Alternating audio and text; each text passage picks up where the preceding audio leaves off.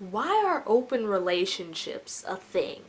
It's basically just a sugar-coated way of saying, yo baby girl, if you want to drop out, I got like 5 of the side hoes that I can, skirt up to where you are right now, so. And I mean, yes, there are girls that advocate for open relationships, but what does that say about her self-esteem? Like, what does that say about where she is every night? What she's doing with what's going down, down here? I just don't understand. Look, you might as well call it a pimp ship. And I mean, I don't know if there's another noun form of being a pimp, but I call it a pimp ship. You might as well just get one of those big clocks like Flava Flav and hang it from your neck. At least you'll never be late for your next date with your next girl.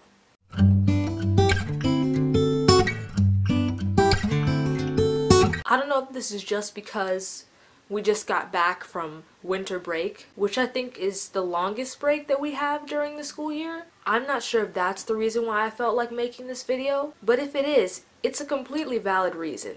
It's like when you go to bed early, you may get more sleep, but it makes waking up that much harder, because you've been submerged in that sleep and you gotta, rise up. As the wise Jordan_Albright once tweeted, going back to school is like losing your mom in the store.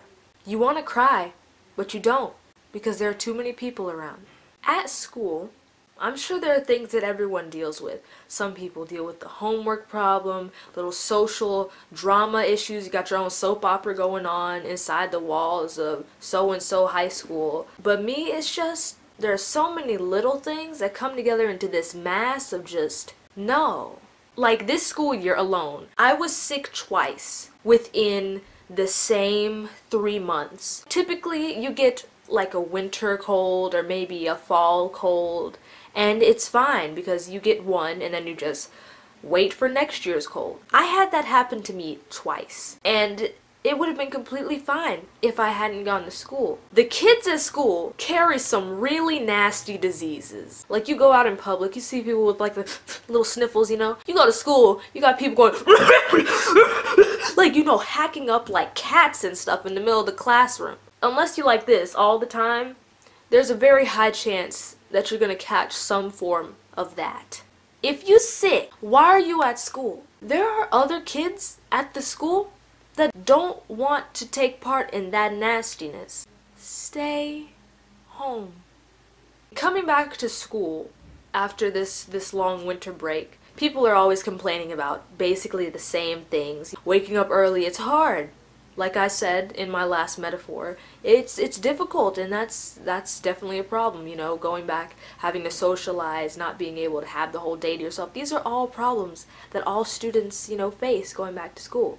But what I don't have the respect for are these kids who take like the lowest of the low classes and are complaining about their workload. Like, what are you doing? Is too much effort for you to sharpen your little colored pencils so that you can color in your US map? You too tired to draw your little triangle things for your standard geometry class? Because that's what it sounds like to me. The good thing about going back after like a semester, ending break is that you come back and most teachers will be like, okay, you could take out all that crap from last semester because it totally doesn't matter now. But there are some classes where you can never do that.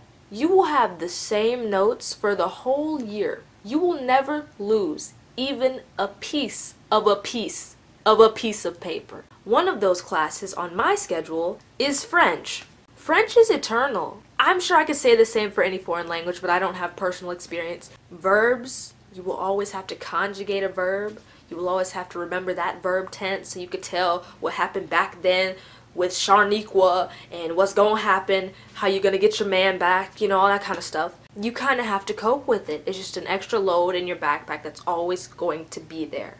As far as like the people at school who have, a lot of friends, like they all run in basically the same big network.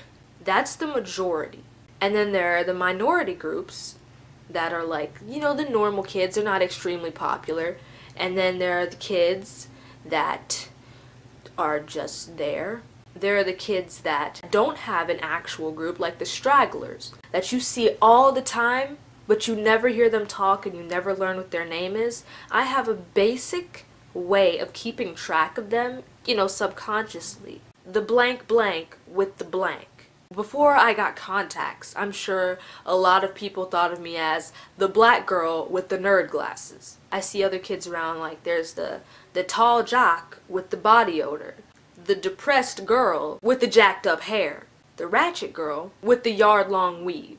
And typically it's people like that form another social class that I like to call the human roadblocks. These are the people that stand in absolutely the most, the busiest part of the hallway and just congregate. They're just like a mass that just forms. Let's try not to, stop the flow of traffic, guys. Let's go have our little congregation over there.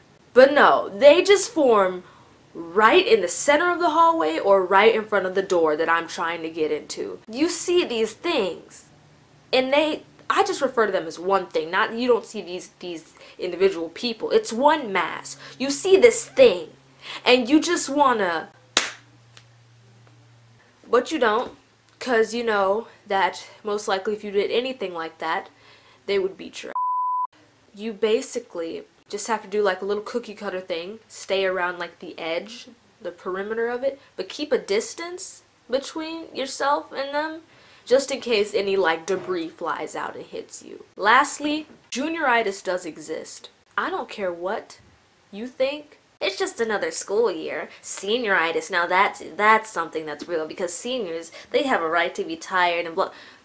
Look, girl, I think junior year is the hardest year. Not just because it's the latest year that I've been in. I've had like pretty hard years scattered in between, coming up here. But this has been the hardest by far. Juniors are held up to a certain standard. We're not at the bottom, so we don't get it easy. We don't get people telling us how we're supposed to do things. We don't have any extra help or anything. We're not at the top, so we don't have all that authority.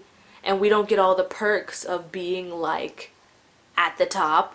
And yet we have all of this hard work that we have to do. You gotta get all your standardized tests taken. You gotta do all this stuff to, fortify your college resume. It's all the stuff that's off the paper. Senior year, it's all writing down what you did previously. But this year, you're actually trying to do all these things and get it together so that you can write it down next year. You're looking at colleges. Senior year is more applying to colleges, I'm pretty sure. There's a lot of selection going on, trying to figure out what you want to do with your life.